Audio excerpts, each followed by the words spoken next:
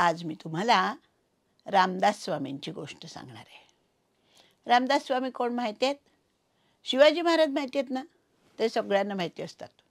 शिवाजी महाराजांचे गुरु रामदास स्वामी, त्यांची गोष्ट सांगणार आहे बरं का.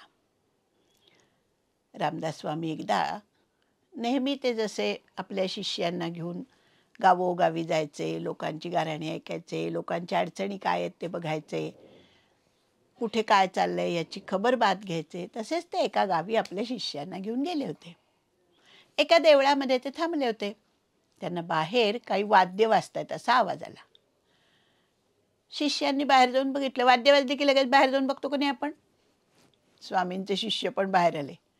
तर एका बारक्याशा बकऱ्याच्या पिल्लाला शेंदूर लावला होता, गळ्यात माळा घातल्या होत्या, त्याच्या अंगावर गुलाल उडवला होता आणि त्याला घेऊन चालले होते. पुढे एक लहानसं ढोलकं वाजत होतं, ताशा वाजत होता. वाजवत वाजवत नेत होते. स्वामींच्या लक्षात आलं हे काय चाललंय ते.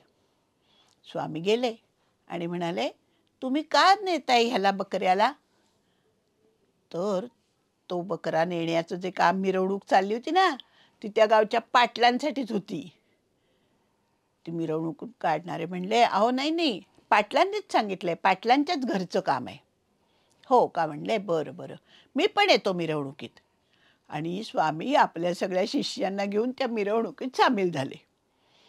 वाजवणं चालू होतं, लोक हसत होते, किदळत होते. ते बकरं बिचारं आपलं बॅ बॅ बॅ करत होतं.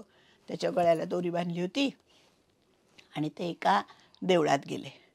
त्या देवळातला देव कसला, मूर्ती नाही काही नाही, एवढा एक दगड होता, त्याला शेंदूर फासला होता. त्याच्यासमोर दुसरा एक उंच दगड होता आणि त्या दगडावरती त्या बकऱ्याची मान अशी ठेवून तलवारीने एकदम छटाक त्याचा बळी देणार होते. त्याचं रक्त त्याला वाहणार होते त्या दगडावरती. स्वामींनी सांगितलं, थांबा थांबा थांबा थांबा थांबा, तुम्ही हे का मारताय? या बकऱ्याने तुमचं काय केलंय या बारक्याशा पिल्लानी? तेव्हा पाटील म्हणाले, ओ स्वामी, थांबवू नका, आमच्या देवाला बळी द्यायचा आहे. ते म्हणले, अहो पण देव काय थोडंच मागतो का? देवच आपल्याला जन्माला घालतो, तर तो काय मारून मला द्या असं म्हणेल का? देव काय कोणाचे जीव मागत नाही. तुम्ही पण का आधी हे मारताय कशासाठी? अहो म्हणे, माझ्या मुलाला ताप आला होता खूप. आणि मग काय झालं? मग ताप आला होता तर औषध द्यायचं, वैद्याकडे जायचं. नाही तर म्हाताऱ्या माणसांना खूप औषधं माहिती असतात, त्यातलं द्यायचं. नाही हो म्हणे, तो काही ताप बरा होईना, म्हणून मी इथे या बोल्लोबाला बोललो होतो की जर का माझा मुलगा तापातून बरा झाला तर मी एक बकरा बळी देईन. आता माझा मुलगा बरा झालाय, मग आता मला नको का देवाचं काम पूर्ण करायला? तुम्ही कशाला मध्ये येताय? थांबा थांबा म्हणाले. रामदास स्वामी म्हणले, थांबा थांबा, बरं झालं तुम्ही आलात ते. तुम्ही पाटील ना? हो म्हणाले. अहो म्हणे, मागे मी ह्या बोल्लोबाला असं बोललो होतो, माझ्या एका शिष्याला पण बरं नव्हतं. आता माझा शिष्य किती ज्ञानी आणि गुणवान आणि अभ्यासू होता. मग मी त्याला बोललो होतो की माझा हा शिष्य जर का बरा झाला तर मी एका गावाच्या पाटलाचा बळी देईन. चला आता बरं झालं तुम्ही सापडलात, पाटीलच आहात ना तुम्ही, चला चला आधी मी तुमचा बळी देतो आणि मग तुमच्या मुलासाठी याचा बळी देऊ. पाटील म्हणले, अहो स्वामी, मलाच काय मारताय तुम्ही? अरे मग तू जसा विनाकारण त्या बारक्याशा बकऱ्याला बळी देणार आहेस तुझ्या मुलाच्या तापासाठी, माझा शिष्य तो केवढा मोठा होता आणि त्याचं तो किती ज्ञानसंपन्न होता, त्याच्यासाठी मी माणूस बळी देईन बोललो, त्यात सुद्धा पाटील बळी देईन बोललो.